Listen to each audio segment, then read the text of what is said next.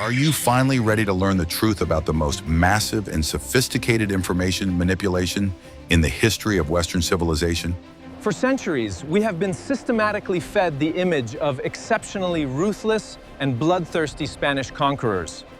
This narrative has become so deeply ingrained in our textbooks and culture that we have almost stopped questioning it. However, behind this familiar historical narrative lies something far more complex and cynical than a simple account of military campaigns from the distant past. Watch this video all the way to the end, and you'll learn how the printed word forever and irrevocably rewrote the real history of an entire vast continent. We'll examine exactly which facts were deliberately distorted and which important details were simply erased from the memory of future generations for the sake of the Crown's interests. You will see how stereotypes created centuries ago continue to influence modern geopolitics and our perception of the Latin American world. Prepare yourself for the realization that the familiar school curriculum is nothing more than a skillfully crafted script for the greatest spectacle in human history. What if everything you were taught is outdated? For a long time, the history of the conquest of the New World was presented exclusively through the lens of English historical works. In the 16th century, London realized the need to discredit its main geopolitical rival on the international stage. The Spanish Empire controlled vast territories, trade routes, and resources inaccessible to other European states. British politicians decided to attack not the enemy's military forts, but its reputation. To this end, an unprecedented mechanism of mass propaganda was launched, aimed at demonizing an entire nation. The main tool of this campaign was printed pamphlets, distributed throughout Europe in print runs of many thousands.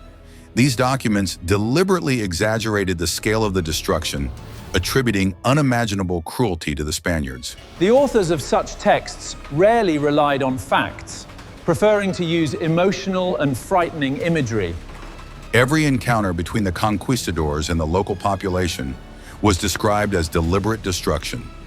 Real political alliances and complex diplomatic maneuvers were completely erased from official reports. Readers were presented with a simple and straightforward picture of a confrontation between absolute evil and defenseless territories. English authors carefully selected negative reports from Spanish officials themselves, distorting their original context. Documents created for internal oversight and improved governance were transformed into public indictments. The text deliberately omitted references to the harsh laws punishing arbitrary rule in the new lands. An artificial image was created of an uncontrollable army operating outside the bounds of law and morality.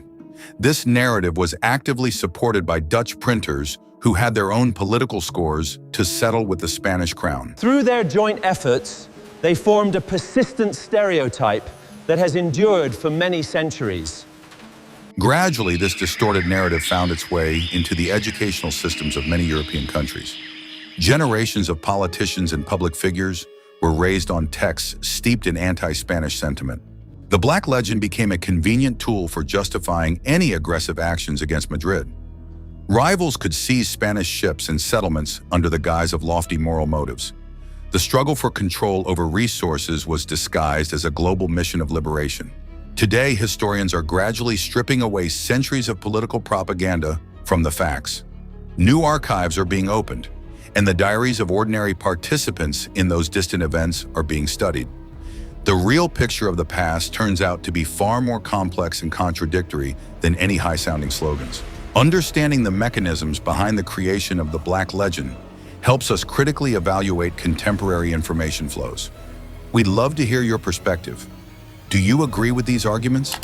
Please share your thoughts in the comments. Be sure to subscribe to our channel to continue exploring the hidden mechanisms of historical processes. Guess what happened next?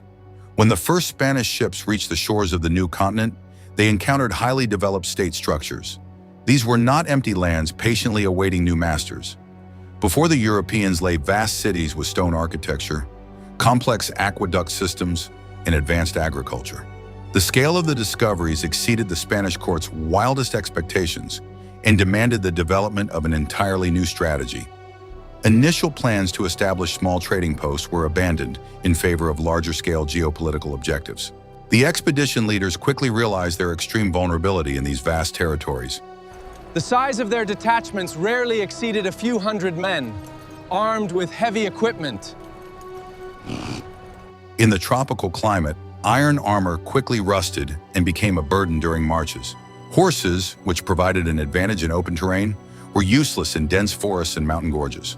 The focus was not on direct military superiority, but on diplomacy and the gathering of strategic intelligence. Economic pressure became one of the main tools of this intense campaign. Allied forces blocked trade routes, depriving the central government of access to vital resources. Settlements that had previously paid tribute to the capital voluntarily placed themselves under the protection of the new allies. This shift in loyalty undermined the empire's economic base and sowed panic among the ruling elite. Control over food supplies proved to be a more effective political weapon than steel swords.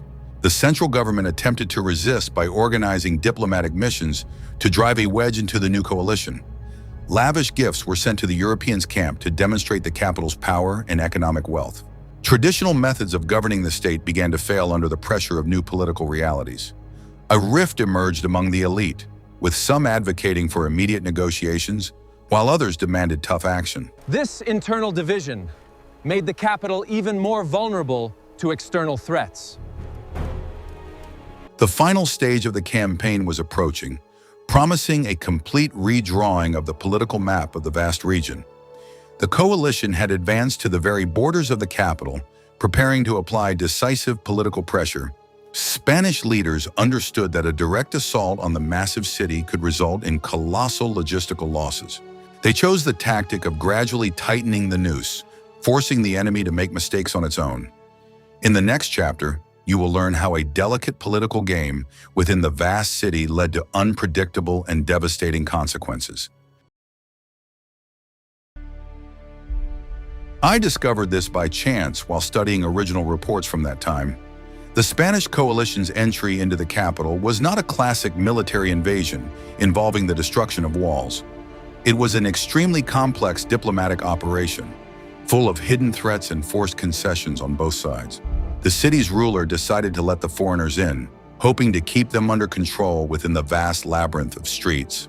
The Spaniards, for their part, planned to capture the ruler and govern the empire through his unquestioned authority. A tense game of nerves began, in which the slightest tactical error could lead to disaster. The capital was a marvel of engineering, situated in the middle of a vast lake on a system of islands. A complex network of stone dams and bridges connected the city to the mainland, ensuring an uninterrupted supply of provisions. Once inside, the Spaniards realized they had fallen into a perfect trap, virtually cut off from retreat. The surrounding architecture was overwhelming in its scale, highlighting the paltry number of Europeans compared to the local population. Every step across the stone slabs of the central palaces was met with dozens of wary glances from the capital's guard. At this critical moment, the Spanish commander received highly alarming news from the coast. A new armed fleet had arrived, sent by political rivals from Europe, with orders to arrest the expedition's leaders. The city rose up instantly, responding to the breach of agreements with a coordinated and powerful counterattack. Tens of thousands of armed residents tightly surrounded the enormous palace where the Spaniards had barricaded themselves. All land escape routes were cut off, and the stone bridges on the dams were partially destroyed by local engineers. A stalemate began, accompanied by a continuous barrage of stones hurled at the roofs of the fortified Spanish complex. The fort became a completely isolated island in the midst of a raging sea of political hatred. The situation demanded the most radical logistical measures to rescue the remnants of the military expedition. It was decided to break out of the city under cover of darkness across the ruined stone dams. The Spaniards hurriedly built portable wooden bridges to cross the wide gaps in the earthen embankments. The enormous stockpiles of metal gathered in the palace became a heavy burden, fatally slowing the column's progress. The stakes were at their highest, and the chances of a successful outcome were rapidly dwindling. If you enjoy this analysis of historical events, be sure to like this video. The hidden truth that everyone keeps quiet about is the fragility of any empire in the face of logistical collapse. The retreat from the capital went down in history as the moment of the Spanish expedition's greatest structural collapse. The nighttime operation, planned under the strictest secrecy, was quickly exposed by lookouts on high rooftops. The vast city sprang into action, and thousands of boats rushed toward the dams, cutting off the column's route to the mainland. Darkness, torrential rain, and a loss of coordination turned the organized retreat into widespread chaos. The portable wooden bridges, on which so much hope had been pinned, got stuck in the silt after their very first use. The massive column found itself trapped on a narrow stone embankment, blocked on all sides.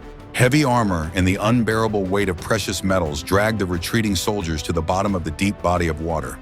The command structure completely collapsed, forcing soldiers to abandon valuable equipment and food supplies on their own.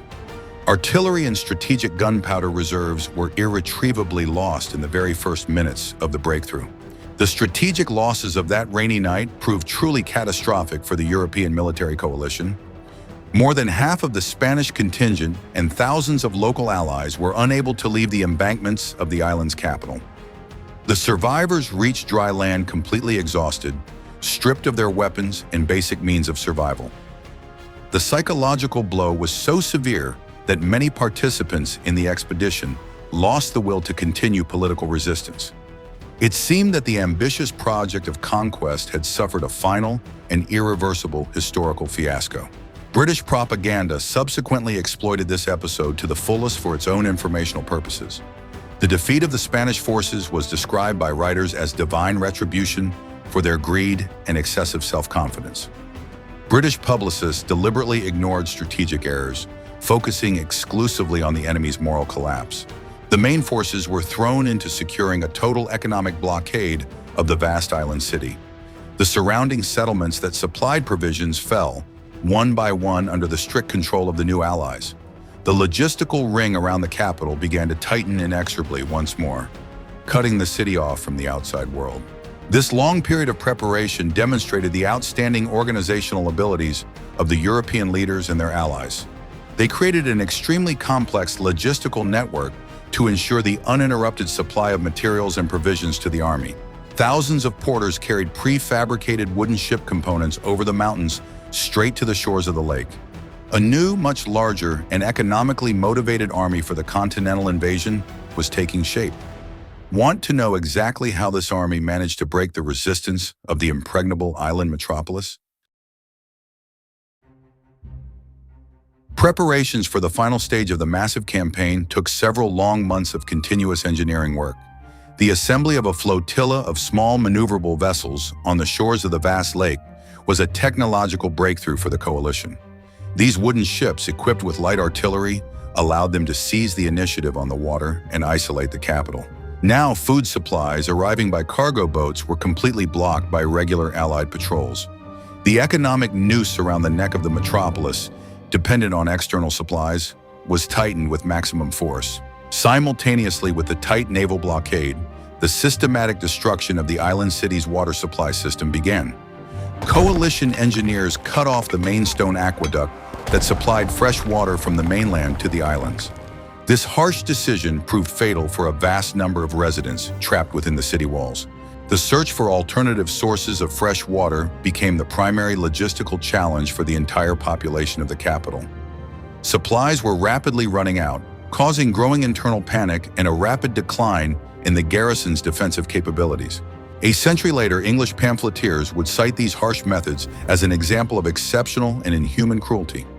However, economic siege had always been a standard and pragmatic tool of warfare in Europe itself. British armies regularly employed exactly the same tactics of attrition when capturing French and Scottish fortresses. The information war required the use of double standards to successfully discredit the geopolitical adversary.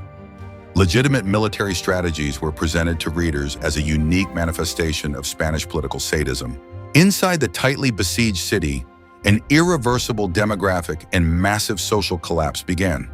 The lack of stable supplies of food and clean water led to the mass exhaustion of the vast population. The final fall of the capital became the starting point for massive geopolitical changes on the continent. Allied Native American tribes, which had actively aided the Spanish, received the promised autonomy and political privileges. The old, harsh tax system was dismantled and replaced with entirely new administrative rules. The Spanish crown officially and legally established its permanent presence in these new lands. A long era began, marked by the formation of a new colonial administration and the restructuring of trade routes. British political observers closely monitored the successes of their southern rivals. They clearly understood that Spain had gained an incredible economic resource that would shift the balance of power. A global information campaign against Madrid was immediately intensified with new provocative publications. The fall of the island city became the main subject of thousands of angry, accusatory printed texts. The Black Legend received fresh and extensive material to fuel political hatred. Sedition, it is the truth finally brought to light. They cannot silence us now! The secret for which people pay thousands is often hidden in the dusty archives of government offices. In London, it was clearly understood that a direct military confrontation with Spain was not yet possible due to the disparity in naval strength. Therefore, the government's main efforts were directed towards shaping public opinion in the Protestant countries of Europe. A whole network of intellectuals was established at the English court, working to create the necessary historical narratives. Their main task was to convince the world that Spanish hegemony posed a threat to all of civilization. Gutenberg's modernized printing press became the main strategic weapon in this invisible war. The technology of mass book production made it possible to disseminate political information at an unprecedented speed. Pamphlets were printed in several European languages and secretly transported across borders in cargo bales. The low cost of paper made these propaganda texts accessible not only to the elite, but also to the emerging middle class. The information monopoly of the Catholic Church and the Spanish state was definitively and irrevocably broken. The printed texts were accompanied by detailed engravings that greatly amplified their emotional impact on the public. European artists who had never set foot in the New World depicted terrifying scenes of Spanish administrative tyranny. Visual images etched themselves into the collective memory far more powerfully than complex and lengthy political treatises. Each such engraving was a meticulously crafted and planned product of the political technologies of the time. They formed a very persistent associative chain in which Spain came to signify nothing but tyranny and destruction. The Spanish crown desperately tried to counter this avalanche of information by publishing official rebuttals. State archives printed detailed compilations of laws protecting the basic rights of the local population in the colonies. However, these ponderous legal texts could not compete with the emotional and vivid English pamphlets. Legal truth proved too dull and complex for the mass European reader of the time. The side seeking to justify itself always appears to be the loser in public battles for the crowd's sympathy. Over time, the Black Legend began to take on a life of its own, completely severing ties with its original creators. French and Dutch Enlightenment thinkers seized the initiative, developing anti-Spanish arguments in their philosophical works. Millions of educated people grew accustomed to judging the most complex historical processes based on a series of propagandistic caricatures. The information war achieved its primary goal, permanently replacing objective reality with a convenient fiction. This powerful fiction continued to serve the British Empire even after the fall of Spanish power. A study of this phenomenon proves that the basic methods of political pressure have remained completely unchanged for centuries. Strict control over the dissemination of information has always been and remains a key factor in global domination. 16th century British strategists laid a solid foundation for modern mass manipulation techniques. Their historical success proves that a well-crafted narrative can be more effective than a fleet of warships. Want to learn how England used this same narrative to build its own colonial empire? Having destroyed the reputation of its main geopolitical rival, the British Empire began actively building its own overseas possessions. Numerous English trading companies rushed to North America, India, and the islands of the Caribbean. They carried with them popular ideas of enlightenment and free trade, contrasting them with Spanish authoritarianism. This beautiful ideological facade allowed the crown's purely pragmatic economic interests to be concealed quite effectively. European society, raised on the Black Legend, firmly believed in the civilizing mission of British seafarers. In practice, British methods of colonization differed radically from the classic Spanish model of deep integration. The British preferred to completely isolate the indigenous population, reserving territories exclusively for their own settlers. There were no attempts to create mixed societies on a large scale or to incorporate local rulers into the structure of the empire. Fertile lands were simply seized for the agricultural needs of rapidly growing joint stock trading companies. This strategy inevitably led to the systematic displacement of indigenous tribes from their historical territories. Large-scale economic exploitation of the new lands quickly reached unprecedented industrial and corporate proportions.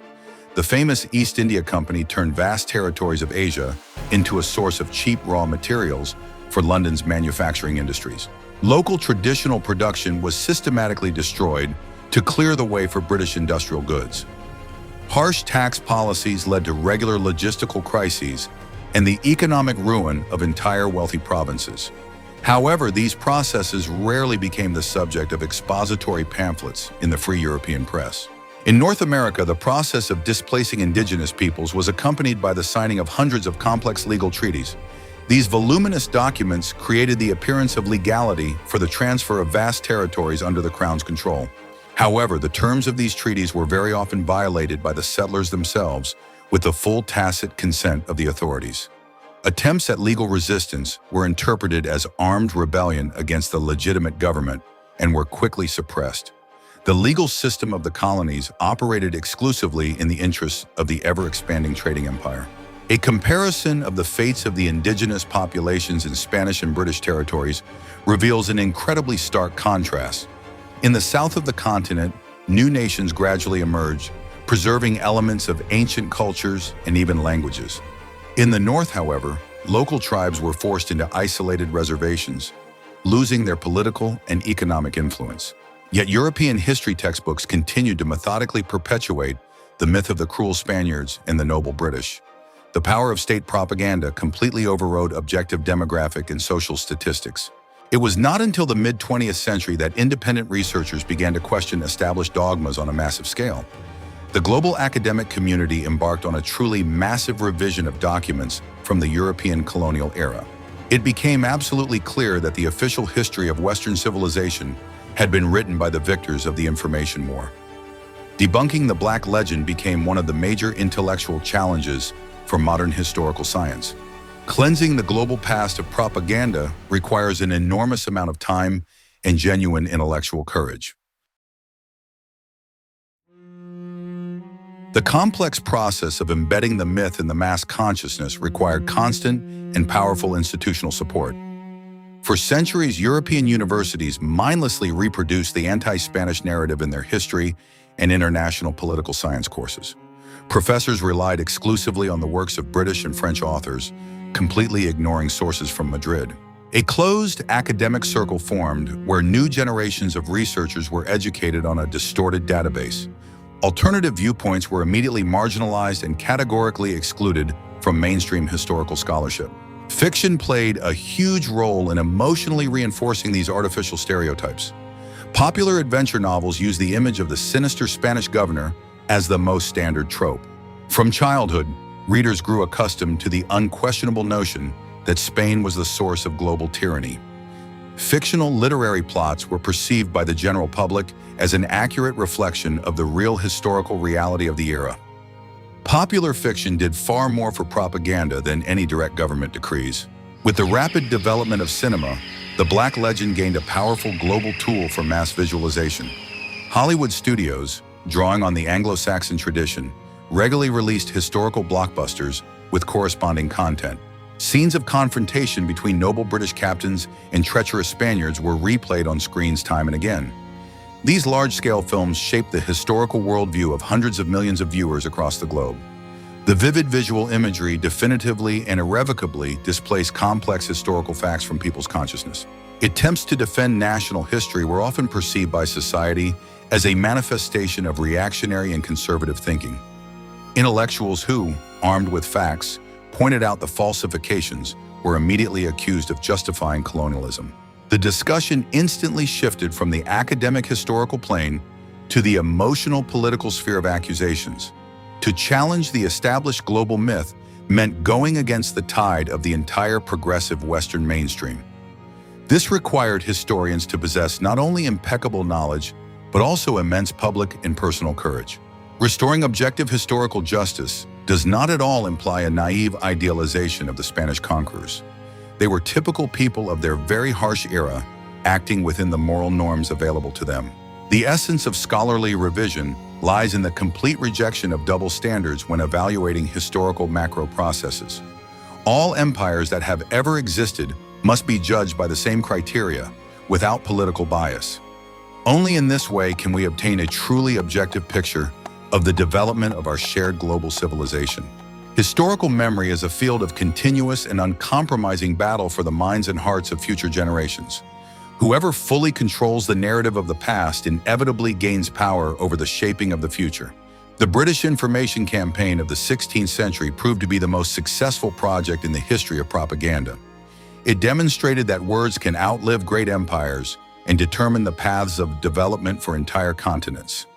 This is the most important lesson that humanity must learn in order not to fall victim to new forms of global manipulation. The large-scale process of debunking the Black Legend began with painstaking, years-long work in the closed archives of Seville. Historians discovered millions of untouched documents detailing daily life in Spain's overseas territories. These administrative papers stood in stark contrast to the propaganda texts circulating in London and Amsterdam.